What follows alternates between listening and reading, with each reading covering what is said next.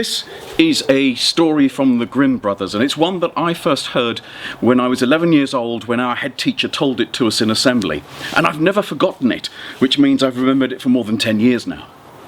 So, I want to take you to the middle of the forest, and in the forest we find a cottage, and in the cottage we find a family, a mother, a father, a daughter, a son, and a grandfather. And they live happily together. And every evening they sit down to eat their soup. And they eat their soup from their simple earthenware bowls with their pewter metal spoons. But grandfather is getting old, and grandfather is finding, as sometimes happens, that it's difficult to keep his hands still. And so as he's eating his soup, his hands are shaking, and the pewter spoon, the metal spoon, is rattling against the side of the bowl. And the mother says, "Oh, grandfather, what a noise you make as you eat your soup with the spoon rattling against the earthenware bowl. You'll chip the bowl, and these are the only earthenware bowls we have. Tomorrow night, you eat out of a wooden bowl with a wooden spoon." So the next night, the family sat down together to eat their soup, and everybody had an earthenware bowl and a metal pewter spoon to eat their soup with, apart from grandfather, who had his wooden bowl and his wooden spoon. And as he was eating with his wooden spoon, I don't know if you've ever tried to eat with a wooden spoon, food sticks to the wood more than it sticks to the metal as you eat. And so as he was eating with a wooden spoon rather than a metal spoon, he dribbled food down his front.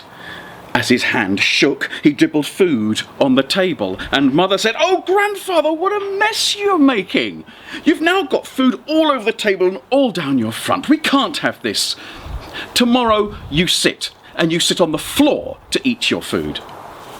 So the next night the family sat down to eat their soup, and they sat with their earthenware bowls and their pewter spoons, and they ate their soup, apart from grandfather, who had a wooden bowl and a wooden spoon, and who sat on the floor to eat.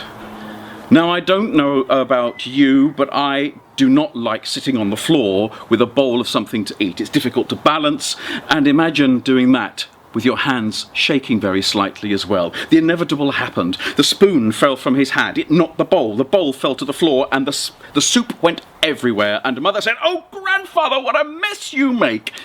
Tomorrow night, you can eat outside from the pig's trough." So the next night when the family sat to eat their soup, they sat with their earthenware bowls, eating their soup with their pewter spoons, apart from grandfather, who went outside and had to eat his soup from the pig's trough.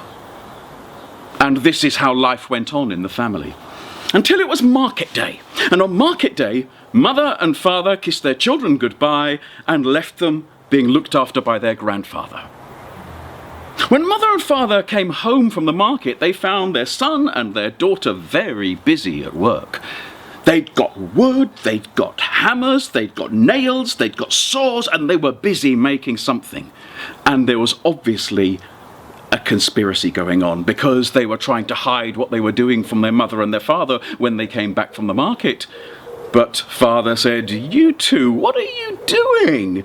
Don't tell me you're making a surprise." And the children went,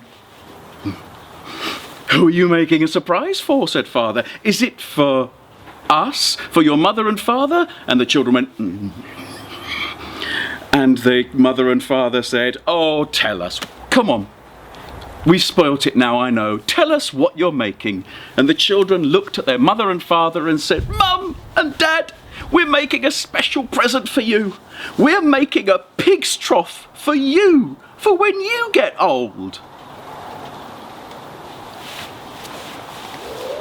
That night, the family sat at the table, and everybody had an earthenware bowl and a metal pewter spoon, and they ate their soup together, including grandfather. Because those moments of being together were ones to be treasured. And if there was a little rattle and a little spilt soup, what did that matter? And that was my story, and that's how I've told it to you.